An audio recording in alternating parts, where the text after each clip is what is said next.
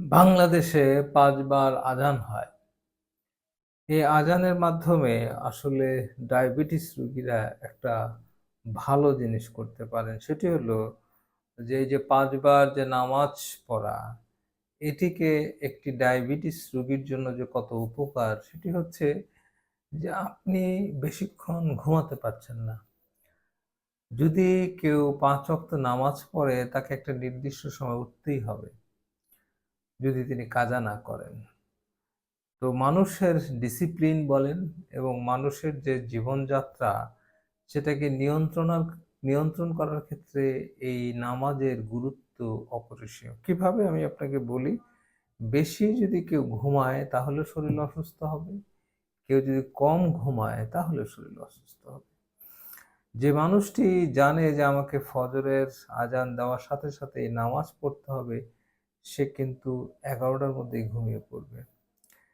কেউ যদি মনে করে যে তাকে ভোর ৪টার সময় অর্থাৎ ৪:৩০ থেকে ৫টার মধ্যে ফজরের নামাজ পড়তেই হবে, তাহলে তাকে কিন্তু নির্দিষ্ট একটা সময় অর্থাৎ ১০টা থেকে ১১টার মধ্যে তাকে ঘুমাতেই হবে।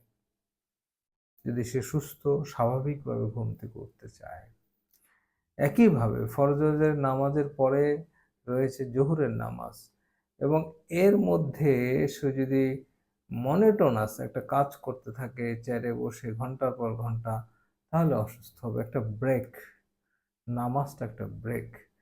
তার মধ্যে অজু হলো, নামাজ হলো, সামান্য কিছু রিল্যাক্স হলো এবং মানসিক যে পরিতৃপ্তি, স্রষ্টার সাথে যে তার সম্পর্ক, সেটাও সে কানেক্টেড হলো। আবার ধরেন এই যে আসরের নামাজ যে বিকেল বেলা, হয়তো অনেকেই ঘুমিয়ে পড়েন, অনেকেই কাজে যান। এই যে কাজের মধ্যে একটানা কাজ, সেটা থেকে একটা ব্রেক হলো। বলতে পারেন নামাজ তো কোনো ব্রেক নয়, তাকে ফিজিক্যাল অ্যাক্টিভিটিস এর মধ্যে থাকতে হয়। কিন্তু হ্যাঁ, যে দাঁড়িয়ে কাজ করছে তার উঠবস হলো, যে বসে কাজ করছে তার দাঁড়ানো হলো। আবার এই যে মাগরিবের সময় যখন একটা দিনের পরিবর্তন হচ্ছে, সেই সময়টা আবার আরেকটা ব্রেক হলো এবং আপনি যে কাজেই থাকেন, আপনি সন্ধ্যা বা রাত্রিকে একটি নামাজের মাধ্যমে আমন্ত্রণ জানালেন। আসরের নামাজের পর আপনি ঘুমানোর জন্য প্রস্তুতি নিলেন। অনেকেই বলতে পারেন যে কাজের ক্ষতি হচ্ছে ইত্যাদি, ইত্যাদি। কিন্তু আপনার শরীর, আপনার মন যদি সুস্থ না থাকে, আপনি কাজ করে কি করবেন? অনেক বেশি কাজ করলেন, কিন্তু দেখা গেল যে শারীরিকভাবে আপনি একটা পর্যায়ে অসুস্থ হয়ে গেলেন। সবকিছুরই সাইড ইফেক্ট রয়েছে। নামাজকে আপনার কাজের অন্তরায় যারা ভাবেন, তারা মনে করেন যে আমাকে এত বারে, বারে ব্রেক দিলে আমি কাজ করব কখন? অনেকে এরকম ভাবেন। আবার অনেকেই ভাবেন যে না, এটা আমার কাজের অংশ।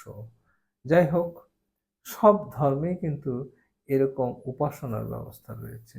খ্রিস্ট ধর্মে রয়েছে, ইহুদি ধর্মে রয়েছে, হিন্দু ধর্মে রয়েছে এবং সকালে ওঠার এই যে প্র্যাকটিসটা মোটামুটি সব ধর্মেই রয়েছে। তাই ধর্ম, যেকোনো ধর্ম হোক, ইসলাম ধর্ম হোক, খ্রিস্টান ধর্ম হোক, ইহুদি ধর্ম হোক বা হিন্দু ধর্ম হোক, বৌদ্ধ ধর্ম হোক, এই যে সকালে উঠার যে একটা প্র্যাকটিস, এটা কিন্তু সব ধর্মের মধ্যেই রয়েছে।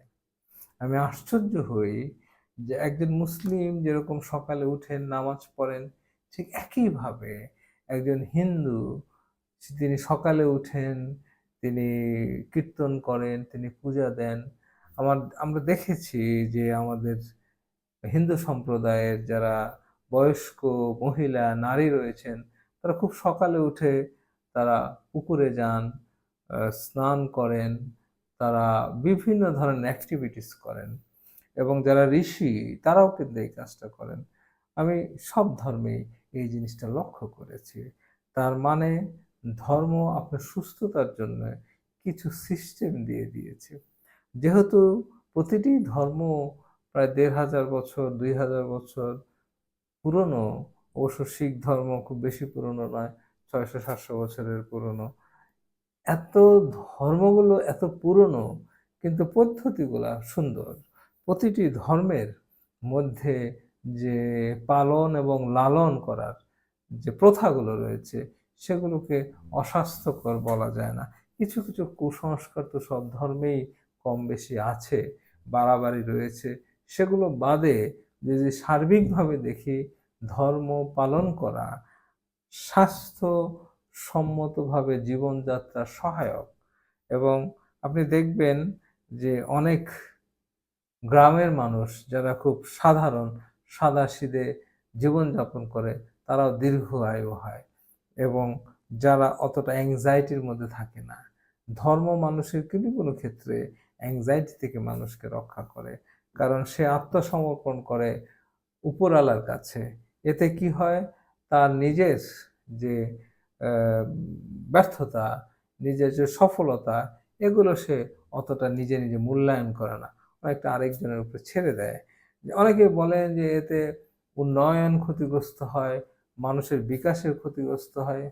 সেটা হতে পারে। কারো, কারো ক্ষেত্রে হতে পারে।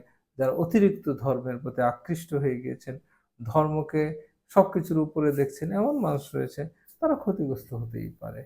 কিন্তু সার্বিকভাবে প্রতিটি ধর্ম মানুষের শরীরের শারীরিক এবং মানসিক স্বাস্থ্যের জন্য খুবই গুরুত্বপূর্ণ। যখন একটি মানুষ মনে করে যে একজন উপরওয়ালা রয়েছে, সব ধর্মের কথাই বলছি, সে একাই সবকিছু না, সে একটা ক্ষুদ্র অংশ এই পৃথিবীর। আমি বলছি ইসলাম ধর্ম, বৌদ্ধ ধর্ম, খ্রিস্টান ধর্ম, ইহুদি ধর্ম, হিন্দু ধর্ম, সব ধর্মতেই নিজেকে অ স্রষ্টার কাছে যে আত্মসমর্পণের যে বিষয়টা, এটা কিন্তু মানুষের অনেক হতাশা থেকে রক্ষা করে। এটিই হচ্ছে বড় কথা। আর প্রতিটি হতাশা থেকেই কিন্তু মারাত্মক রোগের তৈরি হয়। বিদেশে বা দেশের বাইরে, বাংলাদেশের বাইরে যখন কেউ ডাক্তারের কাছে যায়, ডাক্তার কিন্তু ১ম এ জিজ্ঞেস করে, "গত ১ মাসে বা ১৫ দিনে আপনি কি ডিপ্রেশনে ভুগেছেন?" আপনি হয়তো গিয়েছেন অন্য একটা সমস্যা নিয়ে, কিন্তু তিনি আপনাকে এই কথাটা জিজ্ঞেস করবেন। তার মানে কি? হতাশা মানুষের জীবনে রোগ-বালাই তৈরি করার ক্ষেত্রে অনেক বেশি সহায়ক। এই কারণে যে, যে ধর্মেই রয়েছেন, সেই ধর্ম যদি সে প্র্যাকটিস করেন, অবশ্যই গোঁড়ামির মধ্যে নয়, অবশ্যই উগ্রবাদের মধ্যে নয়।